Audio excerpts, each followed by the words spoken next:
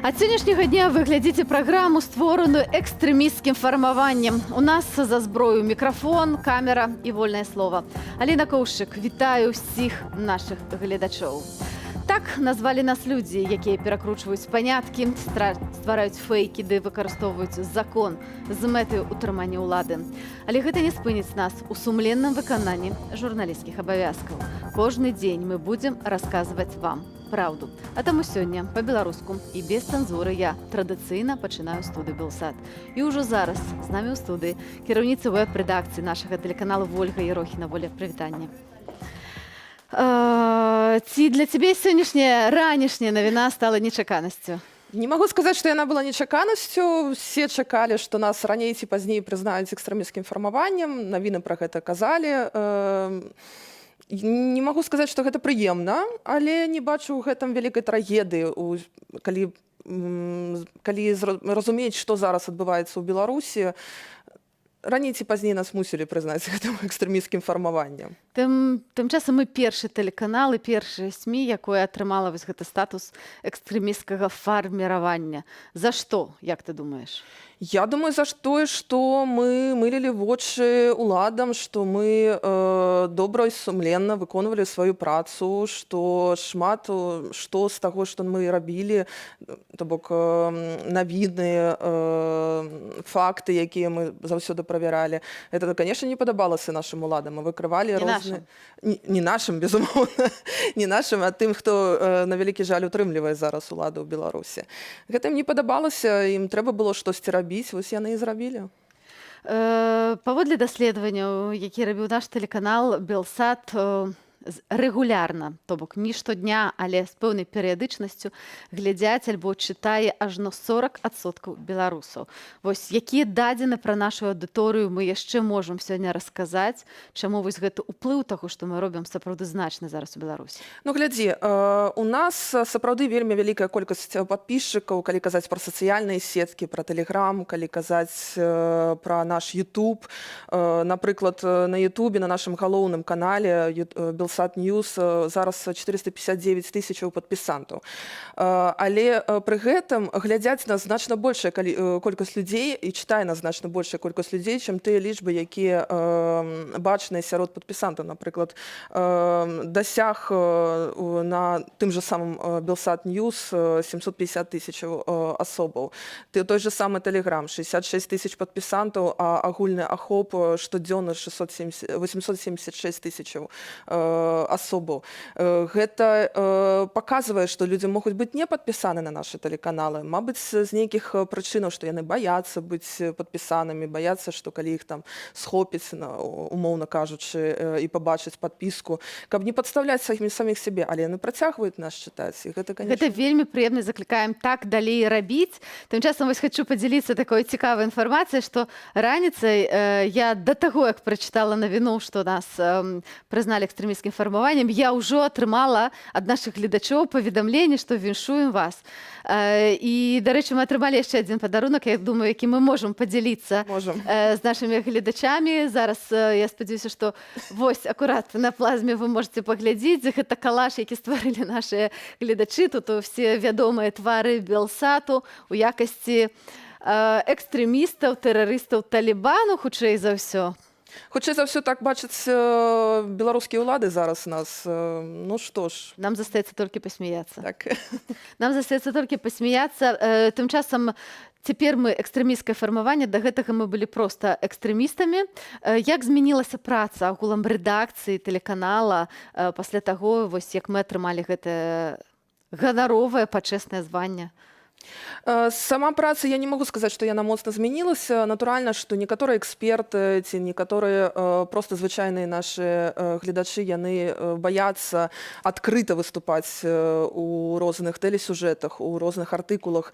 Тым не менш, яны з задавальненнем выступаюць ананімна, і мы захоўваем гэту ананімнасць. Чытачы бачаць, што мы захоўваем ананімнасць і давяраюць нам, уласна кажучы, інфармацыю, якую мы на вялікі жаль не можам пабачыць на ўласныя вочы, але дзякуючы тым жа нашым чытачам мы можам атрымаць гэтую каштоўную інфармацыю знутры Беларусі. Натуральна, ёсць адпіскі. Тут няма чаго скрываць, тут гэта бачна. Тым не менш, адпіскі ёсць ва ўсіх, калі мы кажам пра Тэлеграм, умоўна кажучы. Адпіскі ёсць ва ўсіх, нават сярод тых медыяў і тэлеграм-супольнасцяў, якія не прызнаны яшчэ экстрэмісцкімі. Бо трэба разумець, што жыць у Беларусі зараз страшна. Нават калі ты не падпісаны ні на водны тэлеграм-канал, ўсё адно цябе могуць схапіць і асудзіць за тое, што ты нібыта падпісаны. Я прапаную нашым гледачам прыгадаць ўсё ж такі, што варта рабіць дзеля таго, каб было больш бяспечна чытаць навіны нашага тэлеканалу, але, канешне ж, не толькі нашы. І вось мы падрыхтавалі адмысловую графіку для вас, дарагія гледачы. Важна хаваць свой нумар, не падпісвацца прозвішчам, не ставіць сваё фота на аватар, мець падвойную аутэнтыфікацыю, уключаць VPN, чысціць браузер, а таксама мы можам дадаць тое, што эфір праграмы і фільмы Белсату можна глядзець праз нашае прыкладанне Белсат Смарт. Яно не кантралюецца ўладамі, так? Як гэта можна сказаць? В прынцыпе, можна глядзець. Важна проста разумець, што чытаць, глядзець Белсат можна без пакарання. За гэта няма ніякай адказнасці. Ніхто не пабачыць, ці чытаеце вы, ці глядзіце вы Белсат. Мы маем спадарожнік. Так, дарэчы, важна падкрэсліць, што спадарожнікавы канал Белсат не прызнаны. Не прызнана. Экстрэмісцкім фарміраваннем, таму гэта таксама больш бяспечна для тых людзей, хто вельмі моцна перажывае. Так, безумоўна. Сітуацыю з нашым тэлеканалам пракаментавалі ў Міністэрстве замежных справаў Польшчы. Мы не хаваем тое, што мы зараз знаходзімся ў Варшаве. На жаль, у Беларусі нам не даюць працаваць. Амаль не засталося журналістаў. Яны вельмі пад пагрозай. Памятаем, што 3 нашых журналістаў зараз знаходзяцца за кратамі. А таксама наша калега Ірына Слаўнікава, яе муж, якая вярталася з адпачынку, была затрыманая. Таму прапаную вам зараз паслухаць рэакцыю Міністэрства замежных справаў Польшчы. Telewizja Bielsat jako kanał polskiej Белсат як канал польскага грамадскага тэлебачання гэта вельмі важны элемент у надаванні беларускаму грамадству права на свабоду інфармацыі. Мы асуджаем усе абмежаванні, якія былі раней, як і тыя, якія з'яўляюцца цяпер. Мы будзем з усіх сілаў старацца, каб Белсат мог дзейнічаць з тэрыторыі Польшы, а таксама ў Беларусі. Мы з усіх сілаў будзем дапамагаць Белсату. Ze wszystkich sił będziemy także pomagali telewizji Bielsat. Гэта важна, салідарнасць, я думаю, зараз асабліва каштоўная для нас усіх, і таму мы вельмі цешымся, калі атрымоўваем ад нашых гледачаў, падзякую, в форме калажоў і нават нейкіх паведамленняў, якія мы сёння атрымліваем цягам цэлага дня. Варта хіба што сказаць і таксама пра тое, што пасля таго, як быў зачынены і разбураны партал Тутбай, большасць гледачоў, чытачоў гэтага тэлеканалу, яны перайшлі акурат да нас. Гэта менавіта тая актыўная аўдыторыя, якая ўваходзіць у супраціў дзейнай уладзе беларускай. То бок варта гэта падкрэсліць. Сапраўды, гэтае даследаванне Chatham House, якое мы прачыталі, яно абцяжарвае нас, журналістаў і рэдактароў, што мы мусім сапраўды правяраць кожны факт, вельмі старанна ставіцца да напісання і да навінаў, да стварэння тэлесюжэтаў, бо гэта вялікі давер насамрэч ад нашых чытачоў. І мы бачым падтрыманне ад нашых чытачоў у каментарах. Яны ўвесь дзень сёння нас віншуюць, увесь дзень падтрымліваюць, што яны застануцца з намі. І спадзяемся, што так будзе, дарагія гледачы, мы будзем старацца максімальна бяспечна працаваць для вас. Навошта Белсат прызналі экстрэмісцкім фарміраваннем? Пра гэта нам расказаў намеснік старшыні Беларускай асацыяцыі журналістаў Барыс Гарэцкі, які ад самай раніцы таксама падтрымліваў Белсат усімі сіламі. Зразумела, што робіцца гэта ўсё дзеля таго, каб, па-першае, застражыць людзей, быць падпісанымі на тэлеграм-канал, заходзіць на сайт, дзеліцца паведамленнямі Белсата, а па-другое, гэта развязвае рукі сілавікам у рэпрэсіях супраць тых, хто супрацоўнічае з Белсатам. То бок, вось мы бачым, што тыя, хто супрацоўнічаюць з Белсатам, сапраўды могуць быць пад пагрозаю, але не тыя, хто нас глядзяць.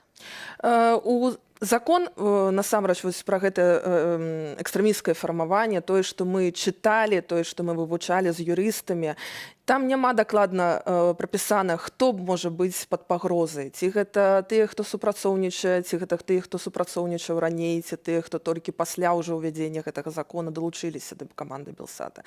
Ці гэта тыя, хто ставіць лайкі, ці гэта тыя, хто ставіць, хто падпісаны. Насамрэч мы гэта, канешне, на вялікі жаль мы гэта пабачым пазней, калі пачнецца вось гэта рэпрэсіўная машына. Гэта мы яшчэ абмяркуем, бо ў нас у студыі таксама ёсць госць, юрыст, з якім мы паразмаўляем агулам пра юрыдычную вось гэтую карціну, потому што яна вельмі цьмяная, неясная. І мы сапраўды вельмі часта, дарэчы, Белсат быў такім першым выпрабавальным конікам, правда, калі на нас тэсцілі розныя механізмы рэпрэсіўныя, на жаль, якія потым включаліся таксама адносна іншых медыяў. І быць можа, так будзе і цяпер, калі мы станем першым, і вельмі імаверна, што будуць і наступныя. Магчыма, будуць наступныя. Я не здзіўлюся, што яшчэ некалькі медыяў будуць таксама прызнаны як экстрэмісцкія фармаванні. Ну, магу толькі сказаць, што гэта чаму мы першыя, ну таму што мы магчыма, таму што мы сапраўды робім вельмі якасную працу. Дзякуй табе, Вольга. Я скажу, што мы не спынімся, мы будзем працягваць рабіць нашу якасную працу, працаваць для вас. Што значыць для Белсату і для нашых гледачоў прызнанне нас экстрэмістычным фармаваннем? Пра гэта расказаў віцэ-дырэктар Белсату Алексей Дзекавіцкі. Беларускія ўлады ніколі не любілі Белсат. Нам за 14 гадоў не далі акрэдытацыю. Мы былі першыя, так сказать, у гэтым сумным спісе тых, каго затрымлівалі, арыштоўвалі, забіралі апаратуру. Цяпер, калі сітуацыя летась кардынальна змянілася, улады шукаюць усіх магчымых спосабаў, каб зачысціць інфармацыйнае поле, марна спадзяючыся на тое, што пазбавяць цалкам беларусаў свабоднай і бесцэнзурнай інфармацыі. Мы аналізуем пакуль што, што гэта можа азначаць для Белсату, але што б гэта не абазначала, мне падаецца, што хутка самі аўтары гэтых усіх пастановаў, рашэнняў заблытаюцца ў іх. Гэта тое самае, што прызнаць экстрэмістамі увесь народ, бо пераважная большасць беларусаў ўсё-такі давяраюць незалежным сродкам масавай інфармацыі, у тым ліку і Белсату. Хто такія экстрэмісты насамрэч, наколькі гэта небяспечна для нашых журналістаў і нашых гледачоў? Што гэта азначае ў краіне, дзе закон працуе на баку злачынцаў? З намі на сувязі юрыст праваабарончага цэнтру «Вясна» і былы адвакат Павел Сапелка. Павел, добрый вечар. Добрый вечер. Вось Белсат стаў першым медыям, якое было прызнана экстрэмісцкім фармаваннем. Што гэта азначае? Якая галоўная мэта, на вашу думку, уладаў і Міністэрства ўнутраных справаў, якое вось дало нам такі пачэснае клеймо? Ну, вообще, надо вспомнить, что весной этого года был принят целый пакет так называемого антиэкстремистского законодательства. И уже было тогда понятно, что эти законы принимаются не для того, чтобы сделать жизнь белорусов лучше. Очевидно, уже тогда планировалось, что начнут применяться какие-то такие массовые, тотальные репрессии в отношении инакомыслящих, в отношении тех, кто ищет независимую информацию. И, собственно говоря, сейчас это такой промежуточный результат вот этих вот действий вот этих законов. Сейчас это означает, что каждый из подписчиков, из тех, кто будет интересоваться информацией, которую может предоставить Белсат, станет потенциальным фигурантом уголовного дела. Это не означает, конечно, что каждого могут привлечь к уголовной ответственности и лишить свободы, но это означает, что практически каждого из подписчиков могут, например, задержать, обыскать, и это уже, очевидно, будет сдерживающим фактором для того, чтобы люди смотрели и участвовали в этих вот социальных сетях Белсата, с одной стороны, а с другой стороны, это будет такой хороший, легкий путь для репрессий, для вот этих вот безостановочных нападений на квартиры белорусских граждан. Спадар Павел, ну але насамрэч мы ж разумеем, што калі ўлады кагосьці хочуць затрымаць, то яны могуць і сфальсіфікаваць, там падпісаць умоўна на Белсат, калі забяруць тэлефон ці яшчэ штосьці. Што гэта толькі, ну, гэта проста адзін з повадаў, так, які яны могуць выкарыстаць. Насамрэч так шмат ім не патрэбна. Доказаў мы маем безліч. Ну, в общем-то, да, но я повторюсь, что это такой достаточно простой путь для того, чтобы запустить и оперативные мероприятия, и процессуальные какие-то акты принуждения в отношении практически любого человека. Потому что я думаю, что это будет не первый, ну, это уже не первый, и это будет, очевидно, не последний такой случай, когда медиа объявляется экстремистским формированием, точнее, сети медиа, потому что экстремистское формирование – это всегда люди. И, очевидно, этот вот маховик репрессий, он будет по-прежнему раскручиваться. Вось вы казалі пра тое, што вось гэты пакет экстрэмістычных законаў, ён адносна новы, ён адносна цьмяны. Мы спрабавалі сёння з юрыстамі нашымі, у тым ліку, разабрацца, што гэта на практыцы будзе азначаць. І вось, напрыклад, у нас ёсць сумневы. Ці вось нас прызналі сёння гэтым фармаваннем, ці гэта азначае, што вось наша прадукцыя ад сённяшняга дня становіцца небяспечнай, ці ад моманту існавання? Вось якая ваша трактоўка гэтых запісаў? Ну, здесь надо разделять экстремистскую продукцию и экстремистское формирование. Как я уже сказал, экстремистское формирование – это люди, это те, кто создают продукт, это те, кто продвигает этот продукт, это те, кто обсуждает, возможно, этот продукт. Хотя надо заметить, что экстремистское формирование – это люди, которые объединились с целью совершения преступлений экстремистской направленности. Просто читать это не означает собираться совершать преступления. Тогда как экстремистская продукция – это немножко другого характера явление. Это то, что признается экстремистским на основании решения суда. И это, насколько я помню, в отношении Белсата уже было проведено давно. Дакладна так. Я хацела на хвіліначку перапыніць нашу размову і нашым гледачам распавесці, адкуль з'явілася паняцце экстрэмізм. Тлумачыць палітолог і наш калега Александр Папко.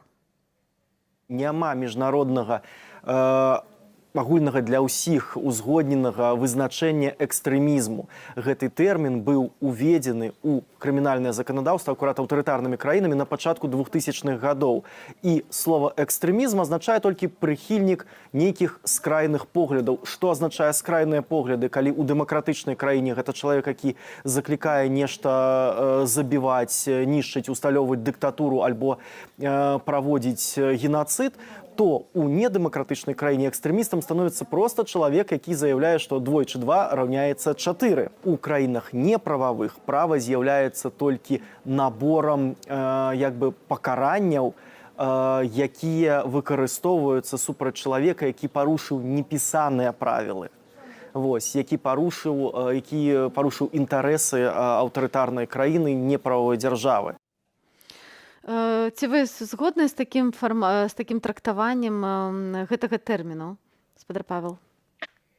Ну, в целом, я не против. Вообще, я скажу, что вот этот вот антитерроризм и антиэкстремизм – это такой достаточно был модный тренд, наверное, нехорошее определение, модный – это популярный тренд в деятельности ООН, международных организаций в 2000-х годах, с 2000-х годов, но в международных документах речь всегда идет о насильственном экстремизме.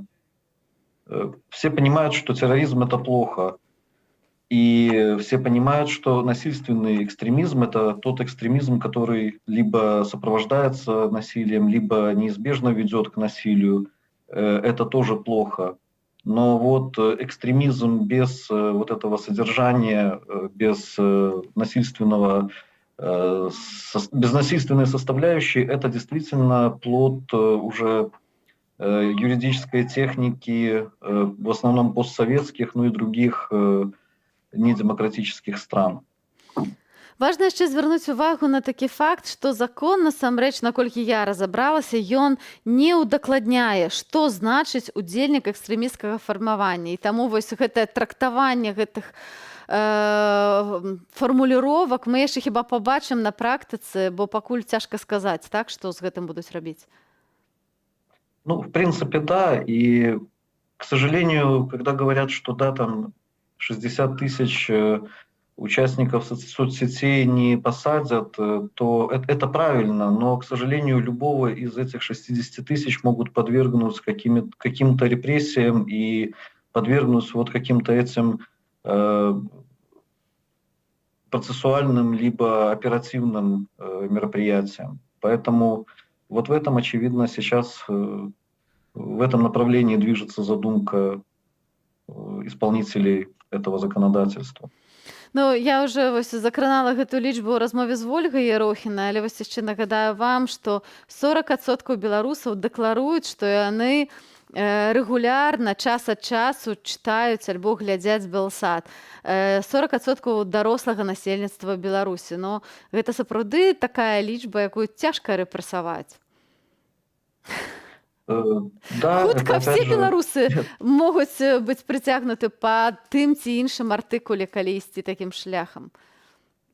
это то, о чем я говорю, что да, это их всех трудно репрессировать, но очень легко оказаться одним из них, из тех, кого будут репрессировать. И да, действительно, могли бы, конечно, репрессировать людей по совершенно надуманным основаниям, то есть взятым с потолка обвинением или подозрением, но власти же понимают, что вот эта система должна возвращаться в какую-то видимость законности. И вот эту видимость законности как раз-таки власть создает вот такими вот недемократическими законами. В этой ситуации уже исполнитель преступного приказа будет говорить о том, что нет, я не выполнял никаких там преступных приказов, я выполнял закон, следовал закону, и тем самым снимать груз со своей совести. Ну, я думаю, што тут цяжар будзе не толькі на сумленне, але насамрэч прыйдзе час, калі тыя людзі, якія прымаюць гэтыя злачынныя загады, выконваюць іх, яны панесуць сваё пакаранне за гэта. Дзякуй вялікі, юрыст праваабарончага цэнтру «Весна». Павел Сапелка был маім гаспадарства госцем. Дзякуй вам вялікі, усяго добрага. Так. 10 лістапада Менскі гарадскі суд мусіць абвесціць прысуд палітзняволенаму блогеру актывісту анархісцкага руху Мікалаю Дзядку. Пракурор Антон Цюменцаў запрасіў для яго 5 гадоў калонію ва ўмовах агульнага рэжыму, заявіўшы ў судовых спрэчках, што віна Мікалая цалкам даказаная. Впечатление такое, что они хотят быстрее избавиться от этого дела. Оно у них уже, как они говорят, навязано на зубах, как я предполагаю. Потому что дело слеплено ни о чем, дело слеплено без доказательств, и надо быстрее от него избавиться, чтобы оно не висело мертвым грузом у них. Потому что доказательств практически нет, и экспертиза таких доказательств не дала. Судовы працэс аднавіўся пасля 4-месячнага перапынку, які спатрэбіўся на правядзенне судовай псіхалінгвістычнай экспертызы. Што праўда, разглядаць справу пачалі не адразу, бо паступіла паведамленне пра мінаванне будынку суда. У сваім апошнім слове Мікалай Дзядок звярнуўся да ўсіх тых, хто спрычыніўся да судовага працэсу над ім, заявіўшы, што ніякія паперкі, ніякі тэрор не здольны спыніць вызваленне чалавека і прагрэс, а таксама выказаў веру ў перамогу. Міколу Дзядка затрымалі летась 11 лістапада. Прытым жорстка збілі. У віну яму ставяць арганізацыю рыхтавання дзеянняў, якія груба парушаюць грамадскі парадак альбо ўдзел у іх, заклік да дзеянняў, скіраваных на нанясенне шкоды нацыянальнай бяспецы, незаконныя дзеянні ў дачыненні прадметаў, паражальныя дзеянні, якіх заснаваны на выкарыстанні гаручых рэчываў. Яшчэ адзін дзень народзінаў за кратамі. Палітолог і літаратуразнаўца Александр Федута 56-й дзень народзінаў сустракае ў няволі. Сёння яго шматлікія калегі і сябры з дапамогай нашага тэлеканалу перадаюць словы падтрымку Александру. Я з задавальненнем далучаюся. Канешне, не магу не пажадаць хутчэйшага вызвалення, магчымасці абняцца са сваякамі, з блізкімі, з жонкай, магчымасці займацца напоўніцу літаратуразнаўчай, творчай працай, выдавецтвам, праектамі, якія развівалі б беларускую культуру. Chciałbym w dniu urodzin powiedzieć Aleksandrowi Fiaducie. Хацеў бы ў дзень нараджэння сказаць Александру Фядуту, што ён палітычны вязень, думаем пра яго. Ведаю, што такое быць палітвязнем, бо сам ім быў у час салідарнасці. Таму ведаю, як важна, каб людзі памяталі і казалі: «Александр, памятаем пра цябе, кажам увесь час, што чакаем твайго вызвалення і зычым яго». І гэта маё асабістае пажаданне. I tego życzymy. I to jest moje osobiste życzenie. Мы всегда помнили, как нам было хорошо, когда мы слышали ваш голос, когда мы слышали ваши замечательные, глубокие и остроумные доклады. Мы желаем вам здоровья, сил и крепости, и мы верим всей душой в то, что это закончится победой справедливости. Александр Иосифович, я вам желаю прежде всего крепкого здоровья, желаю душевной бодрости, желаю вам поскорее выйти на свободу. И, кроме того, я желаю вам, чтобы все замыслы, которые, я не сомневаюсь, сейчас теснятся в вашей голове, обязательно были бы реализованы. Саша, дорогой, я поздравляю вас с днем рождения. Я очень надеюсь, что мы скоро сможем увидеться. Я желаю вам прежде всего сохранить здоровье, бодрость духа, вдохновение и творческий запал для того, чтобы и там в тюрьме продолжать работать. Я знаю, что вы работаете. Напярэдадні свята дзядоў сябры грамадзянскай ініцыятывы «Хайсы» прыехалі ў аднайменнае ўрочышча пад Віцебскам для добраўпарадкавання магілаў на месцы сталінскіх расстрэлаў. Аднак іх чакала непрыемнае відовішча. 9 з 32 раней усталяваных крыжоў былі зламаныя невядомымі. Пра здарэнне актывісты паведамілі ў суполцы «Хайсы» віцебскія курапаты ў Фейсбуку. Большасць крыжоў ляжалі на зямлі, некаторыя былі абапёрты на дрэва. Вось, як вы бачыце на нашай ілюстрацыі, гэта не першы выпадак, калі на месцы ушанавання ахвяраў сталінскага тэрору адбываецца шкодніцтва і вандалізм. Улетку зламалі некалькі крыжоў, адзін з указальнікаў на дарозе да ўрэчышча быў зрэзаны зваркай, на другім пашкоджаная шыльда. У 2015 годзе нявыяўленыя асобы закінулі 5 зламаных крыжоў у балота. Як паведамляе радыё «Свабода», упершыню чалавечыя парэшткі былі знойдзены ў лесе пад Хайсамі ў 2014 годзе. Вайскоўцы перапахавалі іх у брацкай магіле ля станцыі Лужасна. Ідэю стварыць у лесе на месцы расстрэлу мемарыял прапаноўвалі актывісты, улады не ухвалілі. А мы пераносімся ў аграгарадок Стай Лепельскага раёну, дзе мясцовая жыхарка знайшла ў сваёй цяпліцы невядомага звера без шарсцянога покрыва. На дапамогу вылавіць дзівоцтва жанчына звярнулася да суседа Валерыя, які 17 гадоў прапрацаваў у лясной гаспадарцы і ведае павадкі многіх жывёлаў. Як піша мясцовая раёнка, Лепельскі край, мужчына, нягледзячы на шмат гадовы досвед, быў уражаны пабачаным. Я таксама вось уражаная. Вы можете таксама ўразіцца, паглядзець, як выглядае гэтая жывёліна, на целе якой даўжынёй у 50 сантыметраў адсутнічала поўсць, а лысы хвост нагадваў пацучыны. А звера сыходзіў, як кажуць, вельмі непрыемны пах. Валерый упэўнены, гэта не сабака, не кот і, магчыма, не дзікая жывёліна, як барсук ці енот. Што найбольш здзівіла былога працаўніка лясной галіны, жывёліна не выяўляла ніякай агрэсіі, таму мужчына змог узяць ёй у рукі, вось як вы бачыце, нават фотаздымак зрабіць, пасадзіць у мех, каб пазней паказаць спецыялістам. Аднак невядомаму зверу удалося збегчы. Дзіўнага прадстаўніка фауны мясцовыя жыхары абазвалі чупакабрай. Шановне гаспадарства, дарагія беларусы, калі вы жывеце за мяжой, вам патрэбны беларускі цырульнік, натарыус, аўтамайстар. А дзе іх знайсці, не ведаеце? Цяпер гэта будзе зрабіць значна прасцей. Цэнтр беларускай салідарнасці ў супрацы з беларускімі праграмістамі падрыхтаваў новы сервіс «Баймапка» з кропкамі паслуг ад беларускага бізнесу па-за радзімай. Праект яшчэ дапаўняецца і дапрацоўваецца, каб стаць больш функцыянальным і зручным. Пакуль на мапе пазначаны першыя кропкі ў Польшчы і Грузіі, але стваральнікі спадзяюцца, што ў хуткім часе іх стане значна болей, а каб гэта стала магчымым, да супрацу запрашаюць далучыцца беларускія дыяспары з іншых краінаў. Гэты сервіс вы можаце знайсці на старонцы buymapka.me. Уначы з 1 на 2 лістапада трое невядомых у вайсковай форме са зброяй перайшлі з беларускай мяжы на польскую тэрыторыю. Так сцвярджае афіцыйная Варшава. Што менавіта меліся на мэце зрабіць гэтыя асобы невядома, бо як толькі іх заўважыў патруль, яны перазарадзілі зброю і вярнуліся на беларускі бок. У прэс-службе войскаў тэрытарыяльнай абароны Польшчы ўпэўненыя, што колькасць правакацый у бліжэйшым часам не зменшыцца. Гэта спроба эскалацыі тых дзеянняў, з якімі мы сутыкаемся на мяжы. Памежнікі, жаўнеры аперацыйных войскаў, жаўнеры тэрытарыяльных войскаў доўгі час зазнаюць такога кшталту дзеянні. І трэба падкрэсліць, што сітуацыя ўсё больш напружваецца. Самалёт Ан-12, які належыць беларускай авіякампаніі «Горадня», зазнаў катастрофу ў Іркутскай вобласці Расіі. Усе 7 чалавек, якія былі на борце, загінулі. Предварительно в 19:45 поступил сигнал, что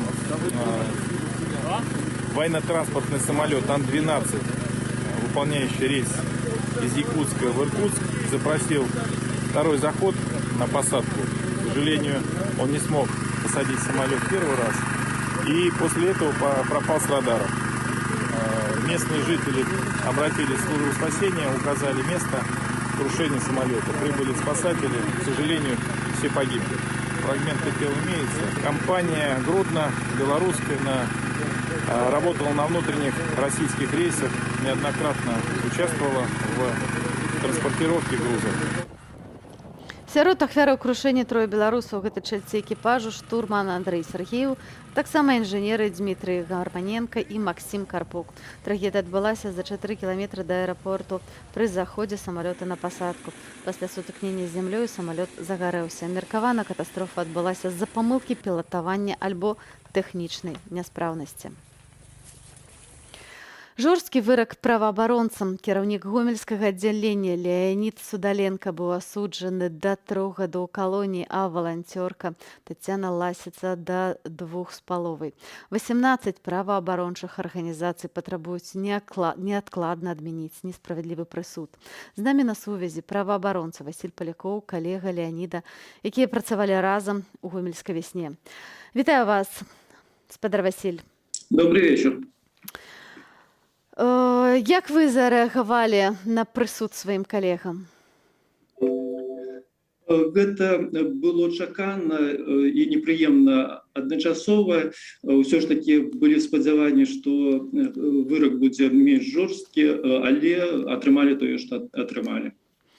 І што гэта азначае? Ці вы былі сёння на судзе, ці вы бачылі, у якім стане зараз сёння знаходзяцца спадар Леанід і спадарня Тацяна?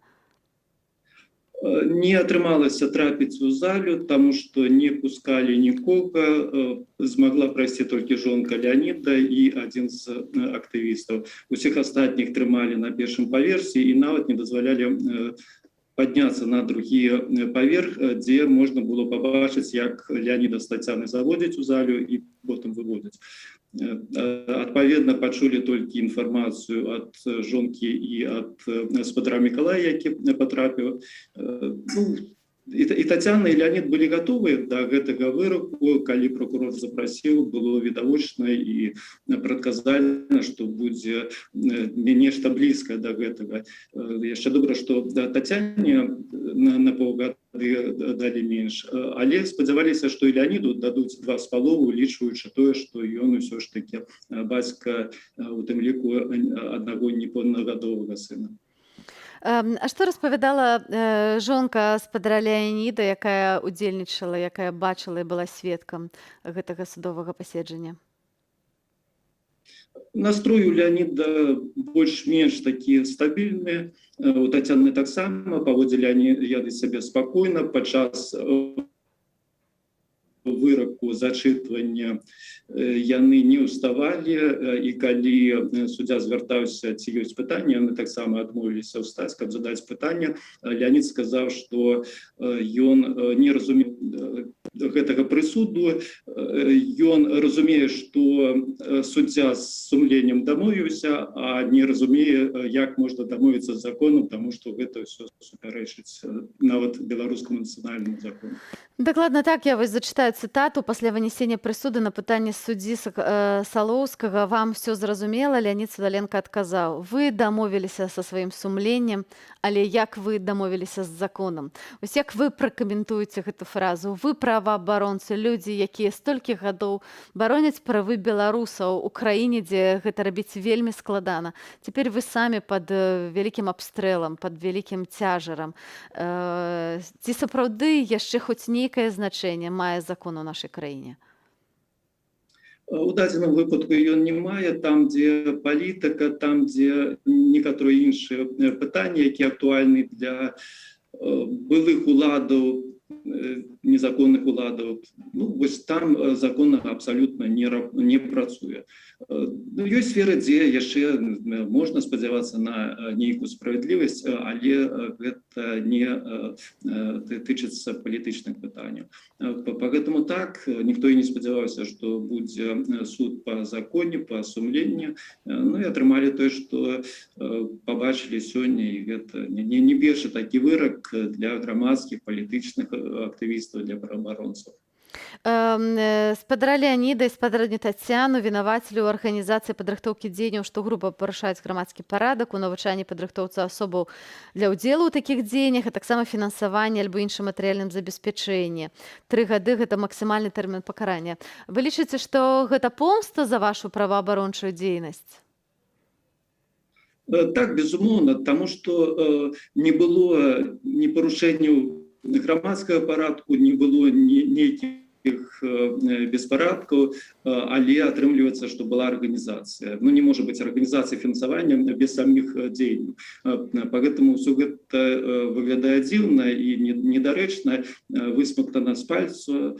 Ну і зразумела, што іншых нагод, акрамя праваабарончай дзейнасці, грамадскай дзейнасці, у ўладу не было. Менавіта пакаранне за грамадскую дзейнасць. Спадар Васіля, вось давайте раскажам нашым гледачом, чым вось штодня займаўся спадар Леонід і спадарня Тацяна. На чым палягала ваша праваабарончая дзейнасць, каб было вельмі дакладна зразумела? Вось напярэдадні арышту і Леонід і Тацяна займаліся галоўным чынам дапамогай пацярпелым ад пераследу за палітычную актыўнасць, за ўдзел у акцыях пратэсту. Гэта і складанне скаргаў, гэта аплата вялікіх штрафаў, гэта выплата кампенсацыі за харчаванне ў ічу. І гэта праца патрэбнасці, і безумоўна, кожны дзень прыходзіла шмат людзей, яны звярталіся, прыносілі свае пастановы, ім тэлефанавалі, запрашалі, каб яны прыйшлі за квітком аб аплаце. І вось гэта была галоўная задача, якая выконвалася на працягу некалькі месяцаў адразу пасля жніўня 2020 года і да студзеня 2021 года. Спадар Васілі, апошняе пытанне. Ці цяпер у Гомлі яшчэ засталіся праваабаронцы? Яшчэ ёсць асобы, якія могуць дапамагчы беларусам бараніць свае правы? Ну, людзі застаюцца, і па вялікім рахунку кожны чалавек, які супрацьстаіць несправядлівасці, парушэннем закону, гэта і ёсць у сённяшніх умовах праваабаронца. Іншая справа, што дзейнасць зведзеная ўладамі, так званымі ўладамі, да мінімума, і зразумела, што зараз не так актыўна людзі звяртаюцца за дапамогай, і праваабаронцы не могуць адкрыта казаць пра сваю дзейнасць. Прыклад Леаніда тут відавочны. Ён адкрыта казаў, што дапамагае, чым дапамагае, у якіх пытаннях дапамагае. Ну, адпаведна, гэта ўладам не спадабалася. Спадар Васіль, дзякую вам вялікі за размову, дзякую за вашу працу. Вельмі спадзяемся, што ні Леонід, ні Тацяна не будуць вымушаны правесці ўвесь свой тэрмін узняволення. Так, дзякую. Да пабачэння. Всяго добрага. А сёння Байпол апублікаваў чарговае відэа. Пад увагу трапілі працаўнікі следчых камітэту. І тое, як яны займаюцца падлогам доказаў і фабрыкацыяй справаў. Галоўная гераіня выпуску – намесніца начальніка Кастрычніцкага раённага аддзелу следчага камітэту Менску Міраслава Хлышченка-Хазановская. Замест таго, каб адмовіць у распачынанні крымінальнай справы праз парушэнні, з якімі былі сабраныя доказы, яна свядома ідзе на падман, іх падмену і пры гэтым у нецэнзурнай форме робіць вымову начальніку аддзялення па наркакантролю і супрацьдзеянні гандлю людзьмі Кастрычніцкага РУС Віталю Сідаровічу, які не справіўся самастойна з гэтай задачай. Вашай увазе фрагмент новага расследавання былых сілавікоў. Алло. Виталий, привет. Ну, здорово. Слухай, тоже надо допрашиваться. Послушай, по вчерашнему материалу тебе говорил Пташник или нет? Вот я сейчас у него спрашиваю, говорит, конверт поменял. Осмотр написали дома. Какой конверт он поменял? Ой, конверт этот. Осмотр. Конверт не меняли, мы же экспертизу провели. Так это все понятно. Ты смотри, просто суть в чем. Я не знаю, ты сам этот материал видел? Вот ты реально его видел? Видел? И тебя все устроило? Не, ну может я не читал суть. Смотри, я тебе просто расскажу, да? Вот это вот первый материал, от которого мне хочется блевать. Именно от вас. А, да? Я никогда в жизни, я не думала, что я со своего октябрьского нона получу такую ебню. Вообще полный ноль, Виталик. Непрофессионализм полный. Полный просто. Я вчера, когда увидела осмотры, причем где они изоленты изымают, начиная от осмотра телефонов, который изымается 13 числа, а осматривается он каким-то образом 12 числа. А, так это он поменял. Осмотр места происшествия, где изымают изоленту, она говорит, это та изолента, с которой было обмотано, понимаешь? И все эти осмотры, разные почерки, разные ручки. Это что за хуйня? А, подожди, я же тебе сказал переписать. Нет, я тебе говорю, он переписал это все. Ну дальше послушай. Я тебе говорю, я от этого материала. И мне сейчас приводят переделанные осмотры. А знаешь, как он распечатал осмотр мобильного телефона? Вот это еще раз плевок, повторный плевок, мне в лицо. Он его распечатал сикость-накость. У него даже шапка протокол обрезана. Ну что это за свинство такое? Нихуя не сделано вообще по материалу.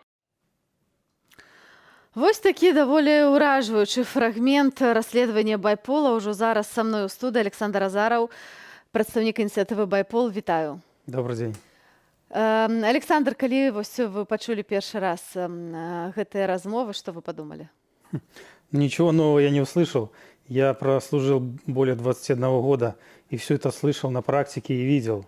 Вот поэтому... То есть это абсолютно не новая з'ява? Для меня конкретно нет. Для граждан, конечно, да. Люди в шоке, потому что граждане считают, что следователи – это высокообразованные, культурные люди, которые расследуют уголовные дела и помогают людям. Но это было до выборов. Вот. А сейчас они увидели, что следователи, они как раз, у них, если вы речи слышите мат-перемат, да, говорить о том, что у них высшее образование, ну, даже сложно представить, что у них высшее образование. Вот. И они помогают фальсифицировать уголовные дела, не помогают людям, а наоборот сажают в тюрьму невиновных людей. То есть если вот в нашем расследовании вы заметили, кроме Следственного комитета, еще затронутый Государственный комитет судебных экспертиз приводится и милиция. В частности, отдел по наркоконтролю противодействует торговле людьми. И видно, что все эти службы взаимодействуют по фальсификации и незаконному привлечению человека к уголовной ответственности. То есть если раньше тот же Следственный комитет и комитет судебных экспертиз, они входили в состав МВД, и была задача, как бы, реформа этих организаций была сведена к тому, что созданы отдельные комитеты. Это делалось для того, чтобы они были независимыми, чтобы как раз они служили закону и исправляли ошибки, которые допускает милиция. Но видя наше расследование, мы видим, что они как раз не независимы, они работают в одной спайке, они фальсифицируют все вместе, начиная от оперы, заканчивая следователем и даже прокурором. То есть гэта цэлая сістэма? Да. І вось як яна выбудавана? Дзе галава гэтай сістэмы? Голова – это диктатор, конечно же. Он строил систему под себя. То есть, когда я пришел в милицию, мне еще рассказывали, я как раз пришел в Следственный комитет. Вот тогда это был не Следственный комитет, Следственный отдел, который подчинялся милиции. Вот, и тогда, значит, говорилось, что как раз это был 2000 год, говорили, что старые следователи, которые служили при Советском Союзе, с приходом Лукашенко, они начали все увольняться, и раньше следователей уважали, и они считались, элитой, к ним боялись даже зайти в кабинет, опера стучали, можно ли к вам зайти. Вот, когда Лукашенко пришел к власти, все начало рушиться, следователи все уволились, и когда я пришел, старший лейтенант, это было основное такое звание. Почти все были старшие лейтенанты, которые служили максимум 2 года. Если ты капитан, то это было вообще потолок, то это был опытный волк, да, считался. То есть все поувольнялись, и пришла молодежь. Сейчас мы наблюдаем то же самое. После выборов все люди, которые уже имели большой опыт, поувольнялись. И вы видите, как та же эта Мирослава, она называет своих подчиненных следователями, да? Следователей. Какими словами она их обзывает, то есть их характеризует. То есть это реально люди вот такие остались сейчас на службе служить, которые служат режиму, а не народу. Я вас не уявляю, каб мой кіраўнік умоўна пазваніў мне па тэлефоне і размаўляў са мной у такім тоне. Гэта, мне здаецца, абсалютна непрымальна проста ні ў якіх умовах. Ну, для МВД, для других структур это обычно даже как раз и мягко, потому что они могут и матом, и сотрудник любой, находясь в отпуске, даже он не может спокойно спать и все время смотрит на часы, на Там тот так же само телефон. був фрагмент про адпачынак. Конечно, ты в отпуске, ты ждешь, пока тебя опять вызовут на службу. То есть это, если ты ушел, не значит, что ты будешь спокойно отдыхать с семьей. Я первые дни даже спать не мог, я ждал звонка какого-то. Да, вот когда я с того же райотдела перевелся уже в городское управление, была привычка к тому, что я не мог спать. Я сплю и чувствую, что мне должны позвонить и куда-то вызвать ночью там, или с отпуска вызвать в любой момент. То есть это так напрягает, нервная система очень сильно расшатывается. А наколькі вось эта практыка фальсіфікацыі доказаў, дакументаў, яна як бы старая, ці гэта вот новае якое, альбо штосьці ўзмацнілася, напрыклад, апошнім часам? Нет, все это как раз началось с приходом диктатора к власти. И постепенно усугублялось, и вот мы достигли того, что мы сейчас видим. Мы это показываем гражданам. И у нас еще есть запас таких расследований. Мы покажем и про секретное подразделение МВД, и про тот же наш любимый ГУБОПИК. У нас будем сейчас выпускать расследования, мы уже записали несколько. Вот. Они будут очень сильные и, в принципе, раскроют такие тайны, которые люди не знали до этого. А вы думаете, что беларусаў яшчэ можна здзівіць? Ну, я думаю, что да. Добра.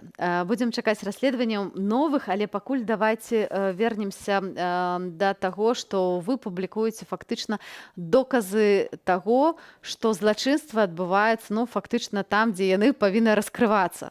І што з гэтага вынікае? Які наступны крок? Но вообще мы все это публикуем и сохраняем для Новой Беларуси. В Новой Беларуси, соответственно, это есть основание для возбуждения уголовного дела в отношении всех должностных лиц, которые проходят вот по нашей публикации. І што гэта азначае? Ёсць адмысловы артыкул дзеля гэтага, і там, здаецца, до 7 гадоў пазбаўлення волі, так? Я точно не знаю, но это фальсификация доказательств. Там, в принципе, у них букет преступлений. Вот, и если следователь нормальный начнет расследовать, то эти люди получат большие срока однозначно. Ці вы думаеце, што гэтыя людзі маюць свядомасць таго, што яны робяць? Ці яны проста настолькі запужаны, што яны не могуць адказаць? Нет, они все понимают прекрасно. Те же следователи, прокуроры, их значит, обязанность квалифицировать действия граждан и преступников. То есть они сами преступники, они совершают, они каждый свой шаг могут квалифицировать. Они это все прекрасно понимают. Но они работают в системе, они винтики этой системы. И как у нас говорилось, если ты пошел против системы, она тебя перемелет. Поэтому они крутятся вместе с системой и делают все, как в ней принято. Тым не менш, гэта вось не першая праслушка, якую вы публікуеце. Ці гэта азначае, што слухаюць усіх Нет, конечно. Слушают только тех, кто интересен тому, кто слушает, то есть властям. Данных людей слушали, и, значит, была какая-то информация в их отношении, то есть они были, может быть, нелояльны к власти, либо их как раз слушали, потому что они были очень лояльны для сбора компромата на них, чтобы они потом выполняли то, что им скажут. Таксама ў гэтым расследаванні вельмі відавочныя такія сямейныя сувязі, што кар'ера ў следчым камітэце робіцца, ну, у тым ліку дзякуючы таму, што там тесть, зять, жонка, так? Так Конечно, это но выглядает? это касается всех правоохранительных органов, так называемых. Мы об этом уже неоднократно говорили в наших расследованиях.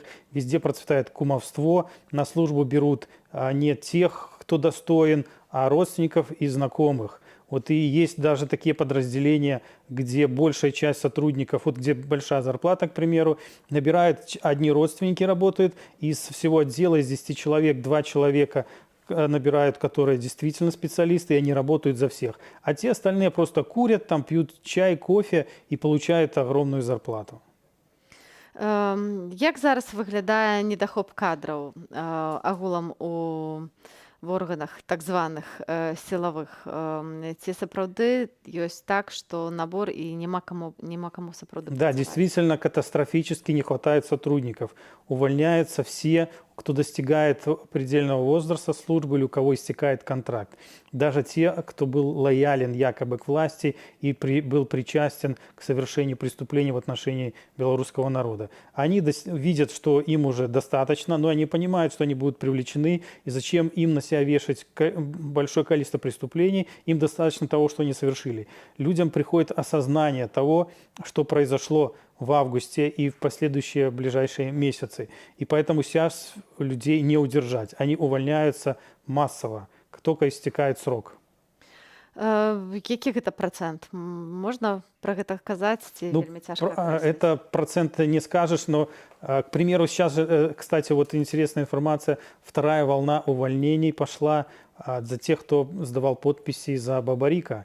К примеру, если первая волна поувольняли из правоохранительных органов тех, кто не только подписался, но был еще как-то не лоялен к власти, то теперь стали увольнять, и поставлена задача к 1 января, значит, уволить всех, кто подписался, а остались только те, кто подписался, но был лоялен к власти, и они еще, как говорится, служили и показывали свою прыть, искупали вину таким образом. И вот они искупили вину, участвовали в пытках и совершении преступлений в отношении белорусов, и тут дошла до них очередь, и сказано их всех уволить.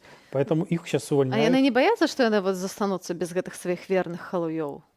Кому? Ну, видимо, власть, ну, я не знаю, она не думает о своем будущем. Они боятся, видимо, каких-то новых запуска нашего плана. Да, мы говорим, яны, магчыма, баяцца таго, што сапраўды сярод тых, хто цяпер працуе ў сістэме, ёсць людзі, якія таксама з вамі супрацоўнічаюць, правда? І ў тым ліку план перамога, які ўжо распрацаваны, у які ўвесь час вступаюць людзі. Раскажыце, на якім этапе зараз? Но сейчас идет формирование структур. Мы общаемся с людьми ежедневно, мы подыскиваем специалистов, очень нужных для нашего плана, выбираем их. Значит, идет сейчас закупка оборудования, снаряжения специального. Мы даже вот запланировали на следующей неделе проведение командно-штабных учений здесь. То есть работа идет. Расскажите поподробнее про... Не, ну это информация секретная. Уже не. В этих учениях будут участвовать как представители байпола, так мы и пригласили специалистов со стороны, которые будут противоборствующей стороной. Вот у нас есть замысел проведения этих учений, будем проводить. Запросите наших журналистов? Нет, конечно. Ці ўвесь час беларусы яшчэ записываюцца в план перамога, ці ў сувязі з тым, што все ж такі рэпрэсіі не спыняюцца, і вось, напрыклад, сённяшняя навіна, то, што Белсат прызналі экстрэмісцкім фармаваннем, яно нейкім чынам уплывае на то, што все ж такі беларусы больш асцярожна увязываюцца ў такія, скажем, рызыкоўныя прапановы? Белорусы продолжают, конечно, записываться, но у нас такая тенденция сложилась, когда общаешься с человеком, записавшимся, он говорит, что у меня еще есть 3-5 знакомых, мы поддерживаем одинаковые взгляды и готовы действовать, но записался один я из всех. То есть они немного боятся и записываются не все. То есть они выбирают представителя, вот, иди записывайся. Он записался, и через него мы, общаясь с ним, мы имеем контакт со всеми. То есть те, кто к нам записался, можно смело умножать на 3. Гэта лічба колькі нулёў ўжо мае? Я могу сказать, что сотни тысяч уже белорусов записалось. Сотни тысяч. Да, мы приглашаем всех записаться. Мы хотим, чтобы записалось максимальное количество, потому что каждый пригодится, и каждый, даже тот, кто может только что-то сделать на своей работе, он нам тоже нужен. Мы каждому поставим задачу. Те же вопросы с забастовкой мы можем координировать начало забастовки также с помощью нашего плана. То бок я разумею, што вы працуеце ў супрацы з рабочым рухам, так? Да, конечно. Дзякуй вам вялікі за размову. Спасибо вам. Прадстаўнік байпол Александр Азару быў сёння са мной у студыі. Я тым часам, шаноўнае спадарства, хачу з вами ўжо развітацца. Наша гадзіна прамінула досыць хутка. Але я хочу развітацца гісторыі аднаго з палітзняволеных, бо ўжо больш за паўгода за кратамі застаецца Владзімір Жыхар, які падчас маршу герояў нібыта выхапіў у амапаўца траўматычны пісталет аса і учыніў цялесныя пашкоджанні яшчэ некалькім сілавікам. Аднак на відэазапісе самога МУЗ было відаць, што зброю амапаўца забіраў зусім іншы чалавек, а самога Жыхара збіваюць двое, якія наносяць яму не менш за 10 удараў.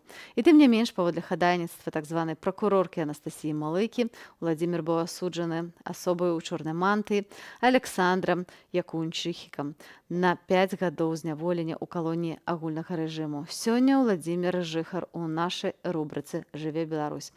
Я Аліна Коўшык, з вами развітваюся. Глядзіце, чытайце Белсат. Гэта ўсцяж бяспечна. Дзякую ўсім тым гледачам, якія застаюцца з намі.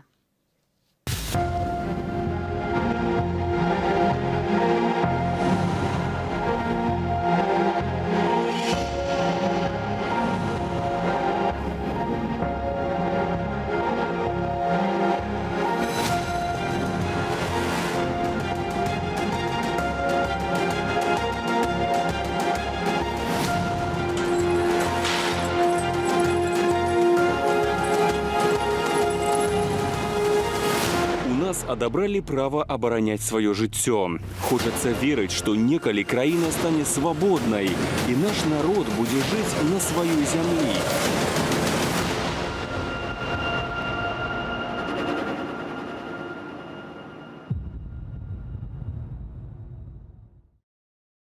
Урад Беларусі працягнуў на паўгода забарону на ўвоз і продаж тавараў 14 гандлёвых марак спонсараў чэмпіянату свету па хакеі з шайбаю. У спісе кампаніі, што адмовіліся падтрымаць першынство ў выпадку, калі яго правядзення будзе ў Менску. У эфіры «Аб'ектыў». Мяне завуць Александр Пуціла. Добрый вечар. Белсат, першы ў свеце тэлеканал, прызнаны экстрэмісцкім фармаваннем. Гэта тое самае, што прызнаць экстрэмістамі ўвесь народ. Як следчыя фабрыкуюць справы на беларусаў, новы зліў байполу. Ну тогда не распространяйте, что я вам дал, чтобы ты исправить. Да я молчу. Лежит. Викторович, я молчу. Я вообще молчу. Я поняла вас, услышала. Трагедыі пад Иркутском загінулі беларусы і чальцы лётнага экіпажу. Компания Гродно, белорусская, работала на внутренних российских рейсах, неоднократно участвовала в транспортировки грузов. Двойчы экстрэмісты. Раней наши матэрыялы прызналі экстрэмісцкімі. Цяпер усе інтэрнэт-рэсурсы Белсату прызналі экстрэмісцкім фармаваннем. Што гэта азначае і якія наступствы можа мець? Вітаў Сівчук. Мала незаконнага зняволення, мала пераследу журналістаў. Цяпер спрабуюць дабрацца да гледачоў. МУЗ прызнала нашыя інтэрнэт-рэсурсы экстрэмісцкім фармаваннем. Прызнаць мільёны беларусаў, которые глядзяць нас альбо чытаюць у соцсетках, альбо глядзяць на Ютубе экстрэмістамі немагчыма. Гэта тое самае, што прызнаць экстрэмістамі ўвесь народ, бо пераважная большасць беларусаў ўсё-такі давяраюць незалежным сродкам масавай інфармацыі. На рашэнне МУЗ Беларусі ўжо адрэагавалі ў Міністэрстве замежных справаў Польшчы. Тэлевізія Белсат як канал польскай. Белсат як канал польскага грамадскага тэлебачання гэта вельмі важны элемент у надаванні беларускаму грамадству права на свабоду інфармацыі. Мы асуджаем усе абмежаванні, якія былі раней, як і тыя, якія з'яўляюцца цяпер. Мы будзем з усіх сілаў старацца, каб Белсат мог дзейнічаць з тэрыторыі Польшы, а таксама ў Беларусі. Мы з усіх сілаў будзем дапамагаць Белсату. Ze wszystkich sił będziemy także pomagali telewizji Bielsat. І хоць сама па сабе падпіска ці прагляд у адрозненні ад рэпосту матэрыялаў фармальна не павінна карацца, эксперты ў пытаннях кібербяспекі раяць чысціць гісторыю прагляду ў браўзерах, уключаць VPN, абавязкова наладзіць двухфактарную аўтэнтыфікацыю ў Тэлеграме, а таксама не падпісвацца ўласным прозвішчам і не ставіць сваё фота на аватар у Тэлеграме і на Ютюбе. Што датычыць юрыдычнага боку справы, як сцвярджае юрыст Михаил Кірылюк, нідзе нават не прапісана, хто канкрэтна належыць да экстрэмісцкага фармавання. Крытэру няма і юрыдычнага спосабу абараніцца. Пры гэтай уладзе Беларусь не можа адчуваць сябе ў бяспецы. Такое, як ты можаш адчуваць сябе ў бяспецы? Напрыклад, нават калі у цябе няма тэлефона, але ты з кімсьці аб чымсьці паразмаўляў на кухні. Расплывістая не толькі фармулёўка экстрэмісцкія фармаванні, але і панятак экстрэмізм, які азначае скрайныя погляды. ААН увогуле заклікае вывесці з крымінальнага заканадаўства артыкулы пра экстрэмізм, бо аўтарытарныя рэжымы выкарыстоўваюць іх для пераследу палітычных апанентаў і стрымання праўдзівай інфармацыі. Калі ў дэмакратычнай краіне гэта чалавек, які заклікае нешта забіваць, нішчыць, усталёўваць дыктатуру альбо праводзіць геноцид, то у недэмакратычнай краіне экстрэмістам становіцца проста чалавек, які заяўляе, што 2 × 2 раўняецца 4. Між тым, сярод іншага журналісты Белсату зазнавалі тэрор ад таго самага МУЗ Беларусі. Вось што згадвала наша калега Алена Дубовік пра катаванне на Крэсціна. Назірательніца, такая бялёсая дзяўчына маладая, яна здзекуецца, яна проста біла ўсіх. Мяне біла каленам у жывот, біла па нагам, сёння біла дубінай па спіне. Нашу фотакарэспандэнтку Ірыну Арахоўскую падстрэлілі гумовай куляй. Нашу калегу Кацярыну Андрэеву ў жніўні аглушыла святло-шумавою гранатаю. Бойцы забежали ў двары і распачалі страляніну проста ў двары. А цяпер нас запусцілі людзі да сябе дадому, і мы ляжым на падлозе. Наш вядоўца Владзімір Мацкевіч знаходзіцца ў СІЗО. Кацярыне Андрэевай і Дар'і Чульцовай прысудзілі 2 гады калоніі за стрым з плошчы Перамена ў Менску, народнага мемарыялу забітаму Раману Бандарэнку. Як сцвярджае расследаванне Байполу, у справе забойства фігуруюць байцы СОБР, а таксама найбліжэйшае атачэнне Лукашэнкі на чале з Эйсмонт. Так, по-серьезному. Давайте организуем серьезный рейд, и все. Вядомыя імёны прынамсі 10 загінулых пры здушэнні пасля выбарчых пратэстаў. Паводле падлікаў праваабарончага цэнтру «Вясна», больш за 35 000 чалавек былі беспадстаўна затрыманыя. Аднак ніводнай справы супраць сілавікоў не завялі. А мы будзем набліжаць той час, калі ў Беларусі усталюецца сапраўдная законнасць, распавядаючы вам праўдзівую інфармацыю з самага сэрца экстрэмісцкае фармавання. Вітаўт Ціўчык, Белсат.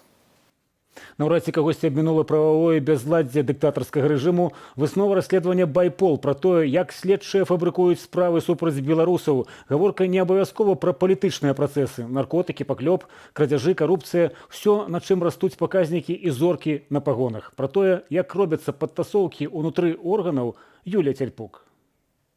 24 тысячных грамма марихуаны знайшлі у сына Алены Кузьминой. Это мой сын. Але на сябе Кирилл узял и передачу 2 граммов своему знакомому. Потом уже, когда он подходил ко мне во время суда и сказал, что следователи сказали, если ты так не скажешь, то пойдешь вместе с ним по 3 на 10 лет. Гэта называецца «пайшоў на супрацу». Вось толькі у выніку атрымаў 9 гадоў калоніі узмоцненага рэжыму. Не было ни отпечатков пальцев, не было ни записи. Даже те показания, которые давали милицианты, они были разные. Один говорит, 20 метров стояли, другой говорит, 100 метров. Ініцыятыва «Байпол» апублікавала матэрыял, як следчыя фальсіфікуюць доказы ў крымінальных справах у змове з міліцыянтамі ды пракурорамі. На запісе гераіня з падобным да Міраславы Хлышчанко-Хазановскай голасам з аддзелу следчага камітэту Кастрычніцкага району Менску. Я вчера, когда увидела осмотры, причем где они изоленты изымают, начиная от осмотра телефонов, который изымается 13 числа, а осматривается он каким-то образом 12 числа. Так это он поменял. И все эти осмотры, разные почерки, разные ручки. Это что за хуйня? Конверты помяняли, агляды пераписали. Гаворка ідзе пра падмену рэчавых доказаў і падлог протоколаў следчых дзеянняў, тлумачыць прадстаўнік ініцыятывы «Байпол» Олег Талерчык. Трудоголику Мирославе Игоревне очередной достигнутый показатель, а кому-то до 20 лет лишения свободы по 328-й, так называемой наркотической статье Уголовного кодекса.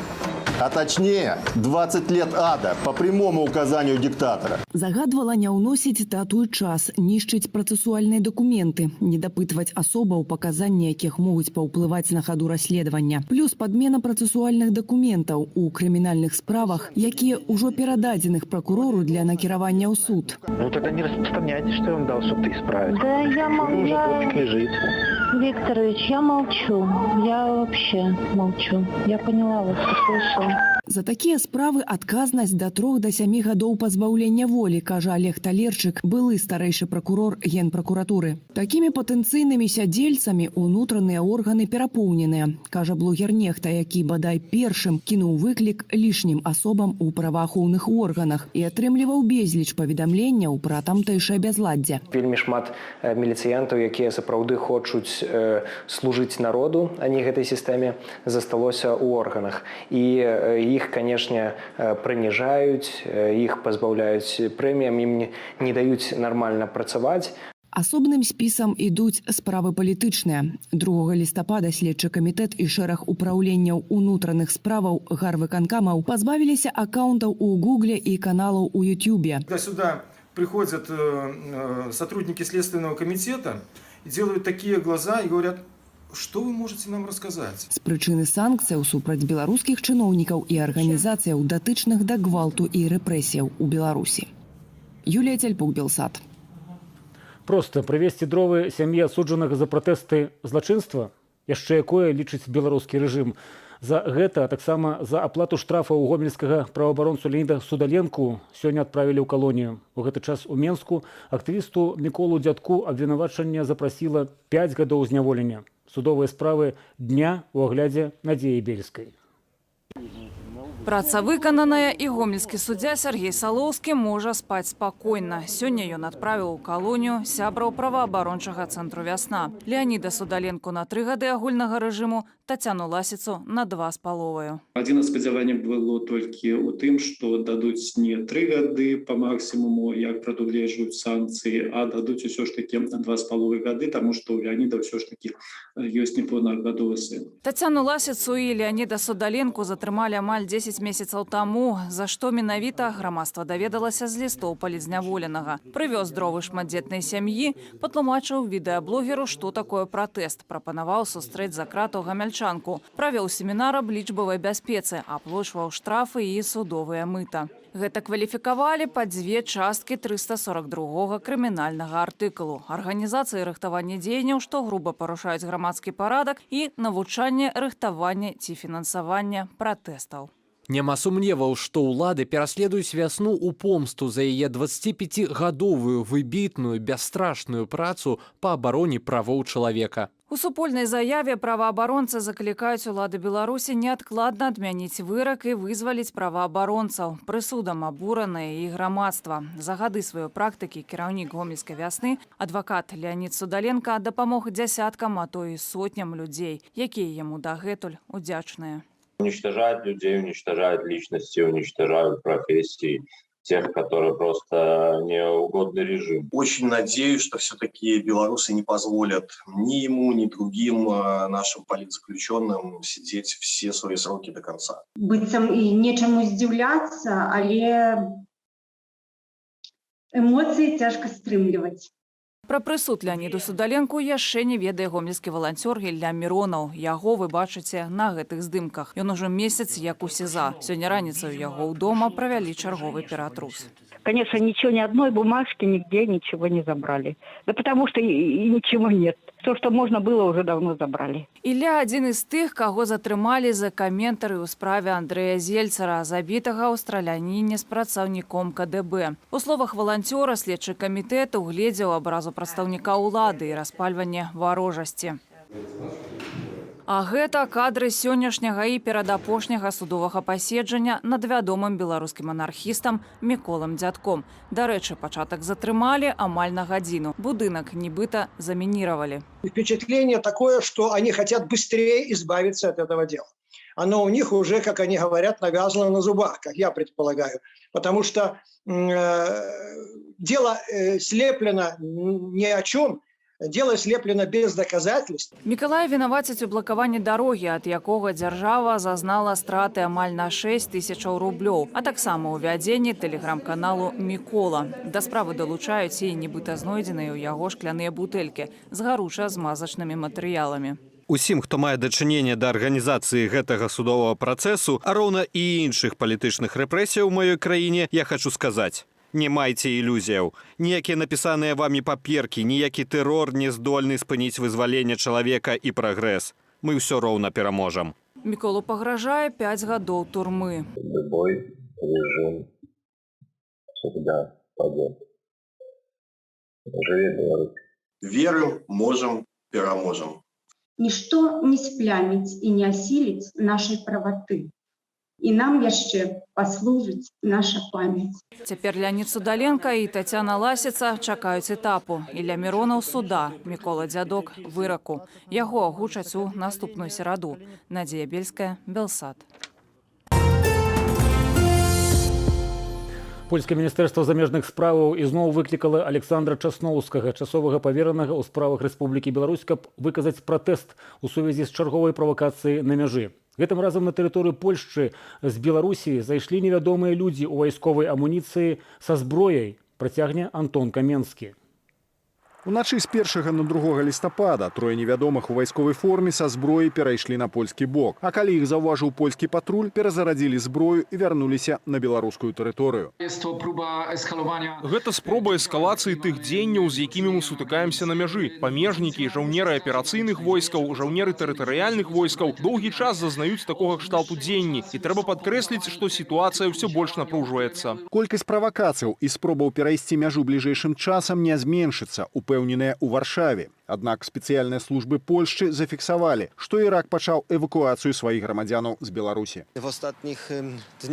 Апошнімі днямі мы зафіксавалі зваротны рух. Некаторыя мігранты зацікаўленыя вярнуцца ў Ірак, у Багдад. Некалькі самалётаў апошнім часам вылецела з Беларусі маршрутам Менск-Багдад. Мігранты часцей зацікаўленыя вяртаннем у краіну паходжання, бо яны бачаць, што дарога з Беларусі нялёгкая, а польская мяжа вельмі добра ахоўваецца. Праект афіцыйнага Менску для стварэння штучнага міграцыйнага крызісу на ўсходніх межах еўразвязу зазнае крызіс, мяркуе палітолог Валер Карбалевіч. Крызіс выяўляецца, па-першае, у тым, што не ўдалося прымусіць еўрапейскі звяз з дапамогай вось гэтага мігранцкага крызісу на перамовы на ўмовах афіцыйнага Менску.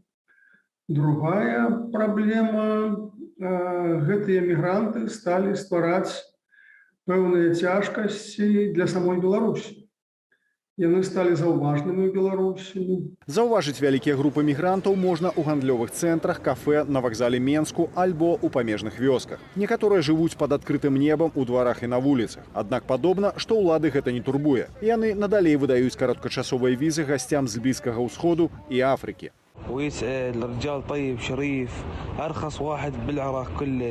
Перакрочыць беларуска-польскую і беларуска-літоўскую мяжу госці імкнуцца не толькі пешшу, але і на шоўнах.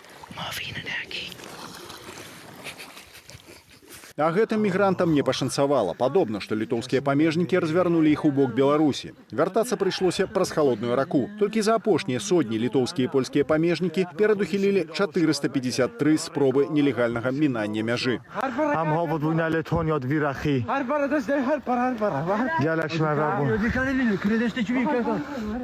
Тым часам мігранты амаль дасягнулі Францыі. Пры канцы кастрычніка паліцыя блізкага да французскай мяжы нямецкага гораду Карлсруэ затрымала 2 грамадзянаў Пакістану. У Нямецчыну яны трапілі праз Польшчу і Беларусь, а ў нашу краіну прыехалі праз Расею. Антон Каменскі, Белсат. Самолет Ан-12, які належыць беларускай авіякампаніі «Горадня», зазнаў катастрофу ў Іркутскай вобласці Расіі. Все 7 чалавек, якія былі на борце, загінулі. Предварительно в 19:45 поступил сигнал, что военно-транспортный самолет Ан-12, выполняющий рейс из Якутска в Иркутск, запросил второй заход на посадку. К сожалению, он не смог посадить самолет первый раз и после этого пропал с радара. Местные жители обратились в службу спасения, указали место крушения самолета. Прибыли спасатели, к сожалению, все погибли. фрагменты тел имеется. Компания Гродно, белорусская, работала на внутренних российских рейсах, неоднократно участвовала в транспортировке грузов. Сярод ахвяраў крушэння трое беларусаў. Гэта чальцы экіпажу штурман Андрэй Сергею, а таксама інжынеры Дмітрый Германенко і Максим Карпук. Трагедыя адбылася за 4 кіламетры да аэрапорту пры заходзе самалёта на пасадку. Пасля сутыкнення з зямлёю самалёт загарэўся. Меркавана, катастрофа адбылася з-за памылкі пілатавання або тэхнічнай няспраўнасці. Белаэранавігацыю могуць адключыць ад еўрапейскай базы звестак аб паветраным руху. Гэтую інфармацыю сёння пацвердзіў дырэктар дэпартаменту авіяцыі Артём Сікорскі. В настоящее время такая проблема существует. Мы находимся в диалоге с нашими европейскими партнерами. К сожалению, наши европейские, именно наши авиаторы, партнеры, объясняют, что это политическая команда поступила. Она никак не связана с какими-то вопросами нашего взаимодействия.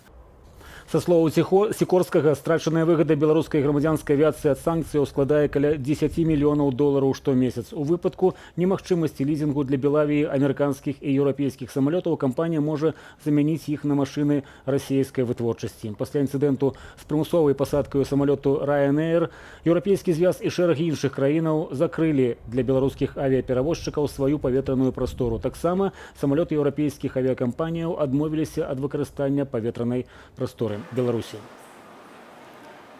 Сёння дзень народзінаў у журналіста, літаратуразнаўцы, доктара філалагічных навук Александра Фядуты. Сваё 57-годдзе ён адзначае за кратамі. У красавіку навукоўца затрымалі ў Маскве супрацоўнікі КДБ як падазраванага ў арганізацыі дзяржперавароту. Са святам Александра Фядуту віншуюць ягоныя калегі.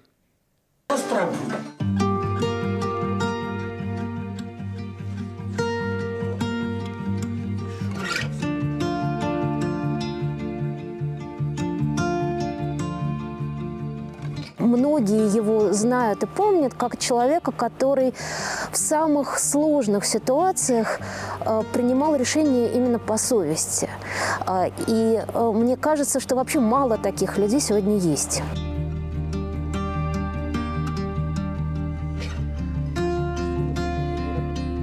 Не могу не пожадать хутчэйшага вызвалення, магчымасці обняться со свояками, с близкими, с жонкой. Отдельное упоминание, отдельной благодарности и современников, и коллег заслуживает его исключительно, на мой взгляд, важная работа по изучению культурных контактов и культурных взаимодействий между русской, польской и белорусской культурой. Вот в изучении этого взаимодействия он является одним из ведущих экспертов в мире. Дорогой Александр Иосифович, мы вас поздравляем с днем рождения, желаем вам многое и благое лето и скорейшей встречи в Киеве. Далее у эфіры Віталь Цыганкоў прапануе паразважаць, на якую дыктатуру у гістарычным аспекце найбольш падобны рэжым Лукашэнкі і ўзгадаць, якім чынам часцей сыходзяць дыктатары мірным шляхам перамоваў або рэвалюцыйным. Сённяшні ягоны суразмоўца, гісторык, супрацоўнік расійскай службы радыё «Свабода» Яраслаў Шымаў. А ў аб'ектыве на гэты час усё. Шчасліва.